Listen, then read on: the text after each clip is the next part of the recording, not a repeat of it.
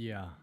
Please fill me with the Ruach HaKodesh, that I may speak your written words with boldness to those who listen. I ask all these things in Yeshua HaMashiach's name. Amen.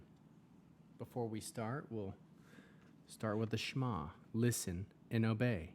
Children of Yah, pay careful attention and respond.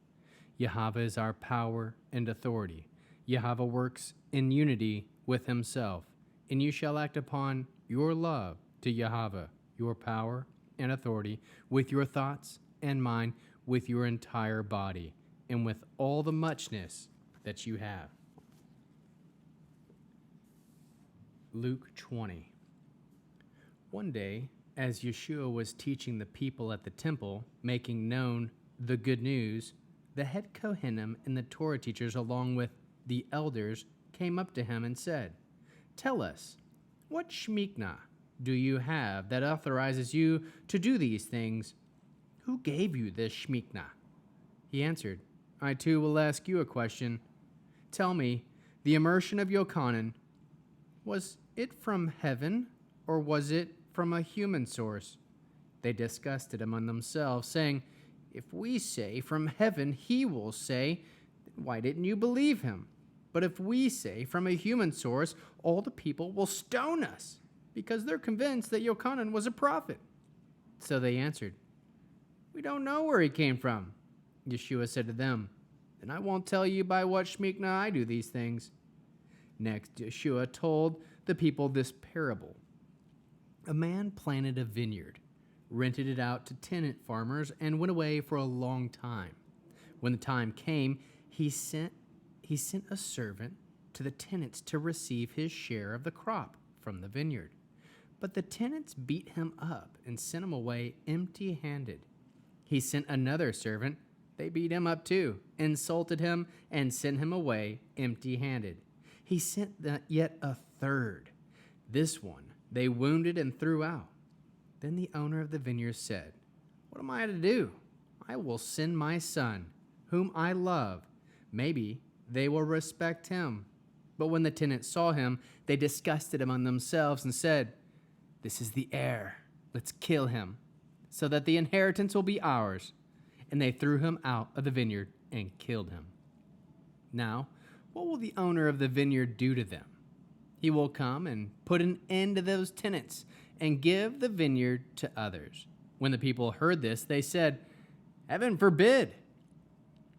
But Yeshua looked searchingly at them and said, "And what is this which is written in the Tanakh? The very rock which the builders rejected has become the cornerstone.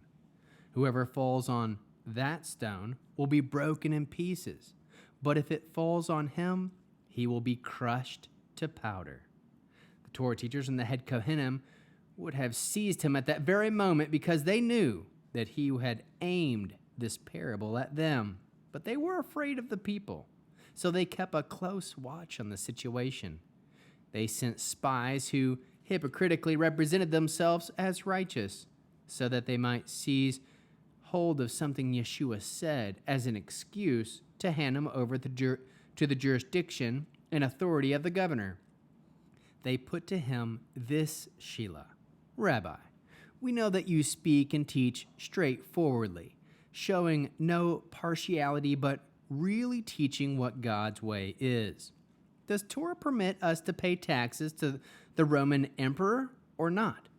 But he, spotting their craftiness, said to them, "Show me a denarius. Whose name and picture does it have?"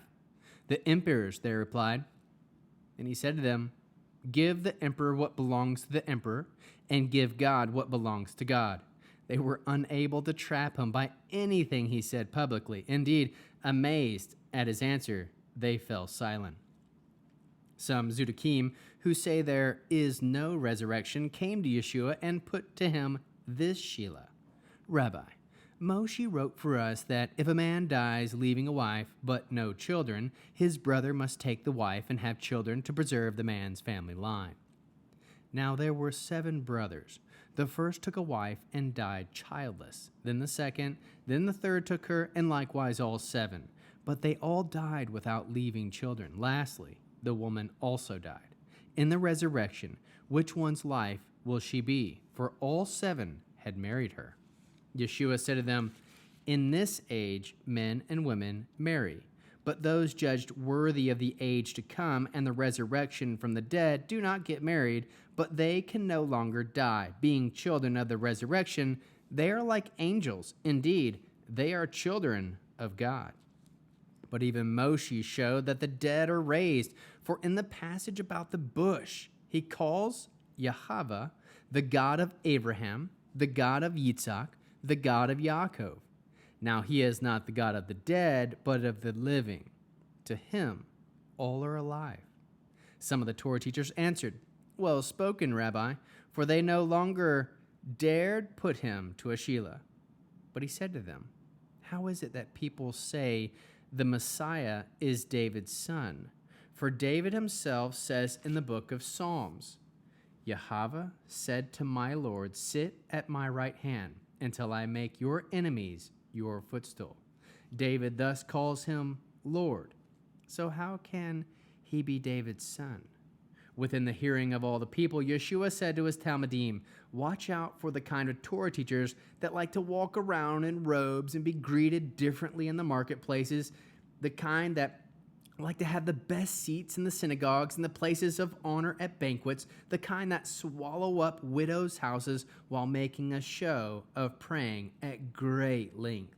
Their punishment will be all the worse." Let's see where Yeshua was pulling from the Tanakh. "The very rock which the builders rejected has become the cornerstone." That is from Psalm 118:22. Let's turn there. Psalm 118:22. "The very rock that the builders rejected has become the cornerstone." The next, "If a man dies leaving a wife but no children, his brother must take the wife and have children to preserve the man's family line." That comes from Deuteronomy 25:5. Deuteronomy 25:5. Deuteronomy 25:5. "If a brother lives together and one of them dies childless, his widow is not to marry someone unrelated to him.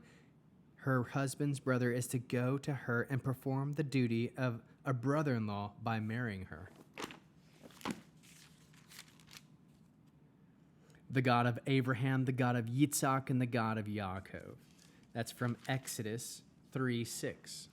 We'll turn to Exodus 3:6.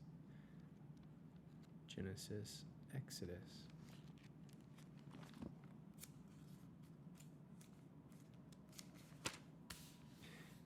Exodus 3:6. "I am the God of your father," he continued, "the God of Abraham, the God of Yitzhak, and the God of Yaakov." Moshe covered his face because he was afraid to look at God. Lastly, "Yahweh said to my Lord, sit at my right hand until I make your enemies your footstool." Psalm 110:1. Psalm 110:1.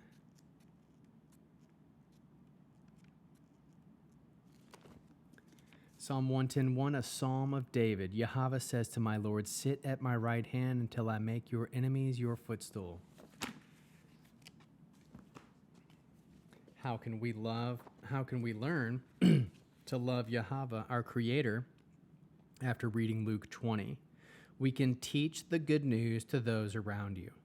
Yeshua has given you authority to make known the good news. Produce spiritual fruit by teaching and making known the good news. Accept Yeshua as sent from heaven. Teach what God's way is. Give to the government what you owe. Give to God what is his. Trust in Yeshua to be worthy of the resurrection to come. Trust in Yeshua to be children of God. Trust that Yah, the God of Abraham, the God of Yitzhak, and the God of Yaakov, is the God of the living. To him, all are alive. Seek to be humble. Seek humility. Seek to serve. Seek to help the widows. Pray short prayers and then act with trust on those prayers. How can we love others? We can teach and make known the good news of Yeshua, the deliverer.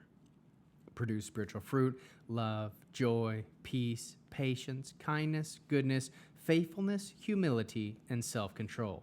How can we bear one another's burdens? We can help others to trust deeply in the good news. Amen.